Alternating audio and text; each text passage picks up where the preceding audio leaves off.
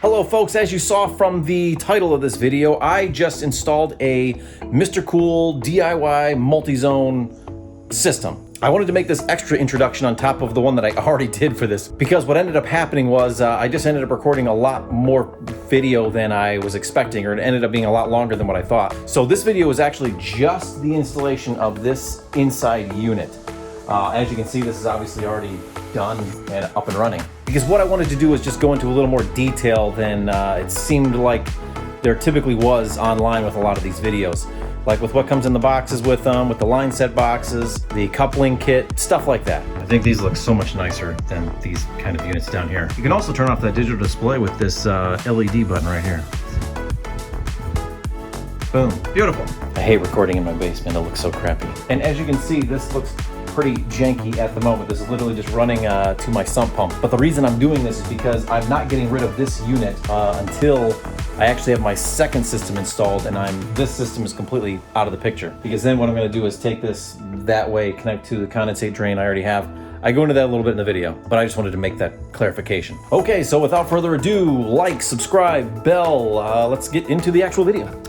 What's going on, everybody? Today I am in my basement starting on a project that both excites me and terrifies me because of the whole fiasco that has been my HVAC system since I moved into this house.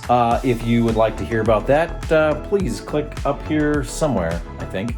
Anyways, so what I'm getting started on today is replacing this unit down here that does not have the capacity for the space it's actually in, for a high wall MrCool DIY multi-zone unit that has more than enough capacity. I obviously have this blue sticker here because I don't really want to crap on anybody, but whatever. This was not sized properly for my home. But again, that's another story. Which brings me to today's sponsor, who is nobody. I paid for every bit of this crap myself. If anybody would like to sponsor, I am more than willing. Whatever, moving on. Okay, so as you can see, this is a MrCool 18,000 BTU unit. I think this is, well, no it's not.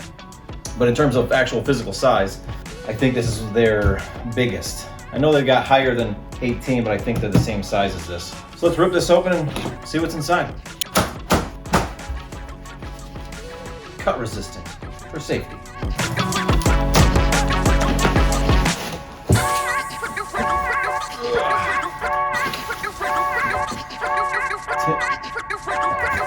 Template.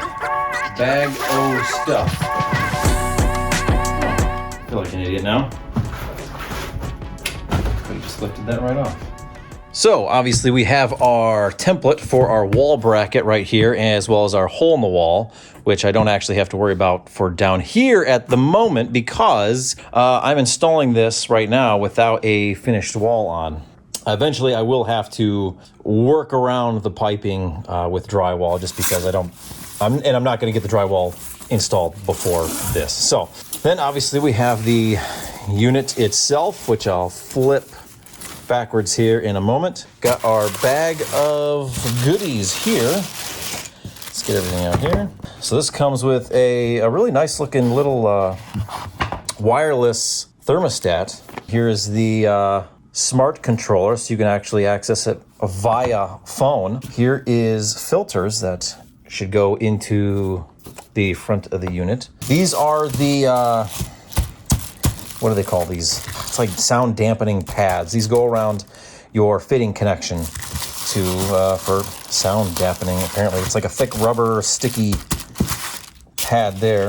Extra foam, I believe, for around those connections that you make. Remote controller, a bracket to house your remote controller. Batteries included. This 90, I'm not sure where this goes. I'm gonna have to find out where that goes. Seems like it might go in there. I'll have to find out, figure out what that's for. Then we obviously have our instruction manuals. Everything here, whole bunch of stuff. I'll make sure I look through that. I've seen some people online, it seems like just kind of wing it. They think that because it's DIY, you can just kind of do it without needing to read the instructions or really knowing what to do. Don't do that. it seems like every time I've seen people do that, they kind of run into problems and troubles and then end up reading the instructions and find out, oh, they could have saved themselves time and trouble by just reading the instructions in the first place. So read the instructions, know what you're doing ahead of time. I was right about these. These go together, and they are for a drain joint. It says only use if elevated for the bottom of the unit. I don't know why it's in the inside unit when this is meant for the outside, the condenser outside. Either way, that's what this guy's for. Okay, so here is the back of our unit. We obviously have our bracket here, our control and power wiring here. That's connected inside right there. You can open that up in the front, and I'm not sure if that is connected or if I need to make that connection, but I'll obviously have to check that at some point. This bracket is held on right here by this screw, so let's go ahead and get that out of there. Something to keep in mind with this bracket is that it's got a lot of holes in it, but most of it does not nicely align with our 16-inch on center stud spacing that we have here in the US. I don't know what standards they have in Europe or other places, but our 16-inch on centers doesn't necessarily fit nicely with a lot of these holes. We do have a US marking here, and those do, in fact, measure out to 16 inches. So I can only assume that US means for our US spacing. We also have this hole here over to this hole here is 16 inches, although that makes it kind of a little lopsided there. Also, this hole here to this little guy right here is 16 inches. So there are options. It's me in my situation, I have an open wall, so I can actually add some blocking for more support if I want. Now, if you just use the two US spaces here, keep in mind, this bracket is not centered on this unit. We have, I think, about from this hole to the edge, about 12.5 inches here, and from this hole over here to about 16 inches. Now, there is a little bit of play in this bracket. It isn't just like this exact spot. It can move a little bit, but not a whole lot. So the thing is lopsided, essentially, compared to the bracket. So keep that in mind. And the only thing I wonder, now I have no doubt that two decent screws in both of these holes can hold the weight of this unit. It's got a little bit of weight, but it's not that heavy. And if you got a reasonably long screw, 2.5, 3-inch screw, whatever, you should have no problem being able to hold this unit. However, where the actual weight is bore on this bracket is outside of both of these screws. The only thing I would be curious of is if there would be a little bit of flex, if the unit would pull on these a little bit and just flex away from the wall a tiny bit because of the actual fasteners being inside of that space. I don't know, but I might put some blocking either on one side or both. I don't know yet, just to, I guess, mitigate that if it even is an issue. I don't even know if it is. Just wanted to be aware of the bracket. Okay, bracket's off. Here are the two refrigerant lines, as well as our drainage line, both connected in over here on this side.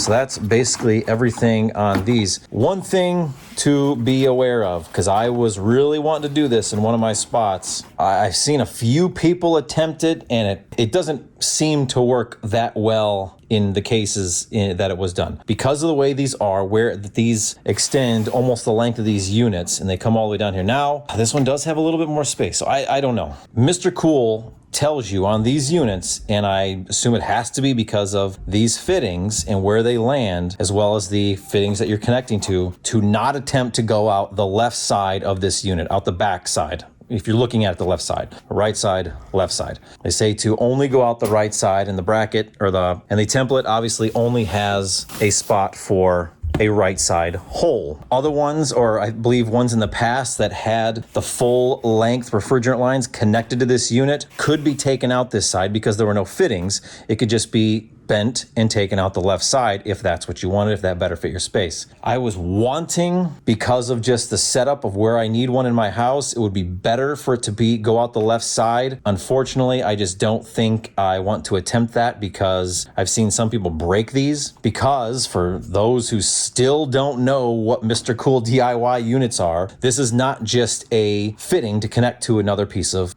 copper tubing. These are essentially valves. Now, I don't know if this is pre-charged. I don't believe these units are pre-charged. But the line sets, the different, whatever length you get, those are pre-charged units. They're essentially valves. When you connect these together, refrigerant is already in those lines, and once you make that connection's made. If you open these back up, you're gonna lose your refrigerant and you're gonna have to have the units evacuated and charged. So again, for those that still don't know what the MrCool DIY units are, the line sets are not filled with nitrogen. They are filled with refrigerant, and their fittings are essentially valves holding that refrigerant in. When you make the connections, the refrigerant flows through the system at obviously the outdoor unit as well as the indoor unit, and it's charged, it's good to go. You do not have to have a technician come out and evacuate and charge your line sets. It's ready as it is.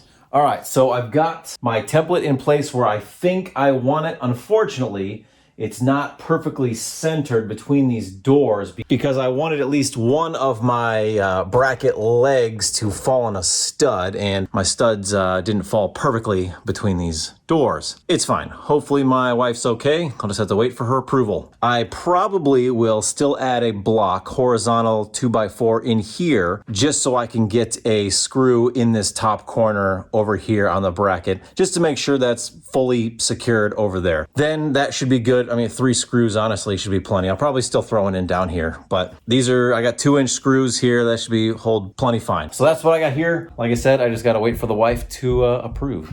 Oh, and one more thing. Just so you know, the instructions do say you should have 5.9 inches, at least 5.9 inches from the top of the unit to the ceiling. That obviously so you can get proper airflow through and around the unit. In my case, I have an open stud bay that I do not plan on drywalling. In the future, I think I'm just gonna do like the black paint, black sprayed dry fall, and I may do some soundproof panel kind of things just to cover some of this stuff. I don't plan on ever drywalling this because I want to have access to things down here in my basement. But either way, I still did 6 inches even from the top of this wall, just like it says. Not that I had to, but either way. So just so you know, that's the spacing. They tell you to have at least 5.9 inches from the ceiling. Okay, so the wife approved. We're all good. I have my bracket up. Here's my board that I had to put on here, so I got a screw right in here, here, as well as down here. That should be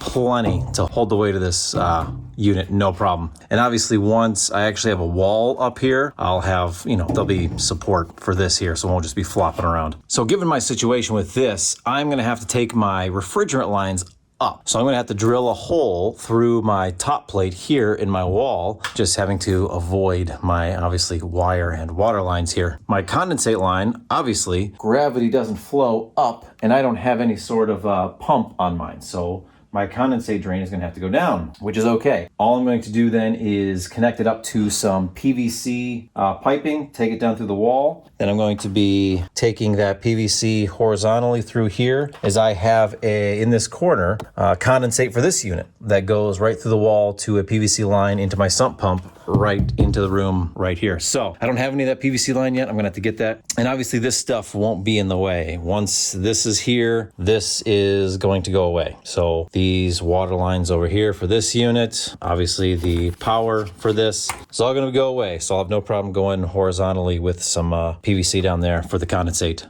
of this unit.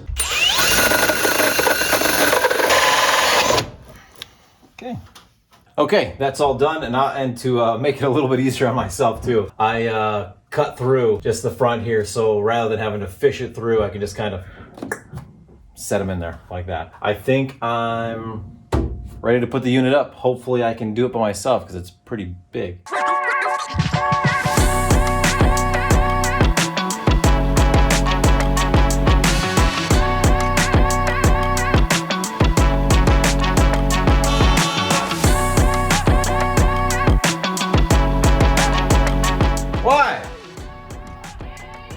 All right, so now that I got my unit up on the wall, the next thing is connecting it up to the actual line set. So this is a 25-foot line set that I have for this one. So what came in this package was the line set. This vinyl tape that is, I believe, mostly meant for outside. I don't know if it's UV resistance or whatever, but it's not really tape. You wrap the line set and stuff with this, but it's not sticky at all. Extra condensate drainage line insulation for going around these fittings or where your connection point. The sealing clay, this you shove up, kind of fill your, this is your through wall connection here, inside, outside.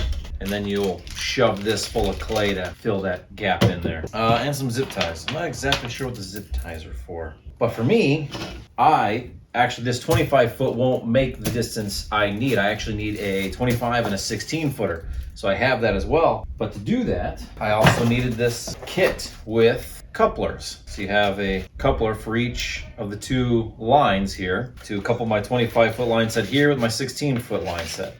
There's more insulation in here to cover up those connections, more of the sound deadening pads, and a much longer wire connection here, which I should have done before I installed mine up on the wall, but I forgot it. I guess I just wasn't thinking. So I actually have to remove the one that came connected to my unit and install this one instead. So that's the first thing I'm going to do. So I discovered that getting at your electrical connection in this unit is different from the smaller 12,000 BTU unit I also have. So this one, you had this white cover on here like this. Just had to shove a screwdriver here and pop it out, and then you can get that off. But then it had this black cover in here, and it's kind of a pain to get even in and out, and it had a screw holding it in right there. The other units didn't have this at all. You pop that white cover off and your terminal block was exposed. But this one, it took me a second. I pulled that screw out, but it still was hard to get out. You kind of have to finagle it out of there. And then you had this bar here, down here, that basically is just holding the main cable in place nice and tight. So I got that stuff off. I fished the wire out the back. I just have to take the new one, fish it through the back into the front. Okay guys, I got this done. Like I said, if you know you have to do this, do it on the floor. Don't do it while it's up on the wall. I could have taken this thing back down, I just didn't feel like it. So it made it a little more difficult, but so I don't know if these colors will always be the same. Either way, they were numbered though. So the red was 1, white was 2, and black was 3, and obviously green is your ground. So it was no problem getting them back in here. Now I just gotta get this cover and stuff back on and cover it up. Okay, so I've got the wires, the longer wires, connected up with the unit there, and I believe my next step is to carefully uncoil this 25-foot line set and get this up in my joist base, because I'm going to be coming off my unit this way and going that way. And then I'll have to connect my 16-footer, I believe, in that room over there. And I've seen some people confused by this on which side they say to actually be turning with the wrench when you're making the connection. And I'll say it's one telltale sign is probably the fitting that rotates. If the fitting does not rotate, don't try and be turning and tightening that fitting, just in case anyone was confused about that. Okay, I've got this all coiled out. Don't mind my disgusting basement. Now I just got to get this up into my joist so I can take it this way through my gym over here.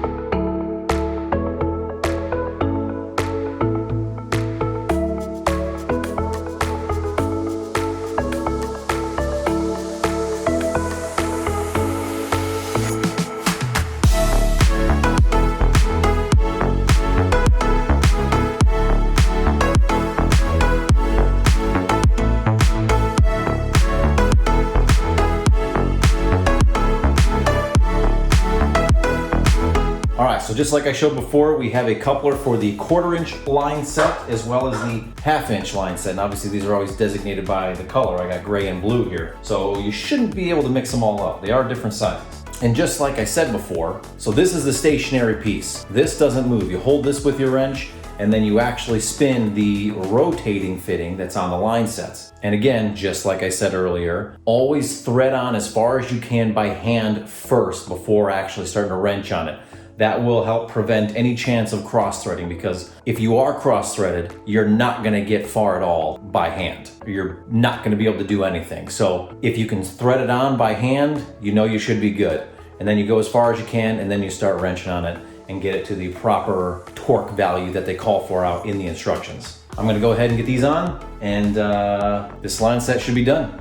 Here they are all connected up, our 1/2" and 1/4" lines. I need to spray this and make sure we don't have any leaks. And once, I think I'm gonna wait until I actually have the unit up and running to check for leaks again, as it will get under a higher pressure. So you may have leaks when it's on that you wouldn't necessarily have when it's not running. So I'd like to wait until everything is hooked up, connected, running, to do a final spray test, make sure we're not leaking anything, and then I'll go ahead and put the sound dampening pads on and then do the final insulation and tape and cover all this stuff up. So just be aware as well, if you are going to be coupling a couple line sets together, you may also need the longer wire as well. I got my stuff from Ingram's, and I believe it just came in a pack with the couplers as well as the length of wire. And that wire does have to be connected up right at the unit inside the house. So you have to actually disconnect the one that's already connected to it to connect the new length of wire. So just be aware of that if you have to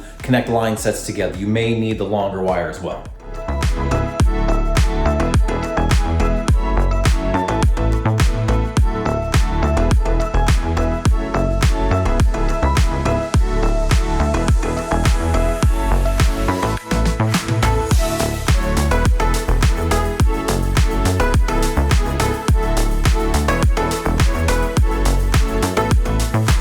Okay, that is gonna be it for today, guys. Just like I said, it's just this one today. The rest will be coming in a part 2, maybe even a part 3. I don't know, it just depends on how much video I got. As you may have noticed, some of the last shots right there were of the finished connections, covered and insulated and all that stuff. Don't worry, I will be going into that in another video. That was just the only video I had of this stuff. I didn't record them before I completed them. So I just wanted to show that in this video, show the connections I made and all that stuff. But I will be going into that actual process in either the next video or maybe even one after that, I don't know. I hope me going into this extra detail was actually helpful for some of you out there. The reason I wanted to do it is because I looked at a lot of videos before installing this stuff, and I just kind of wanted to include stuff that I thought was lacking. So please, if you like this video, like, subscribe, hit the bell stuff. Come back for part 2, hopefully not part 3, but we'll see. And I'll see you next time, guys. God bless.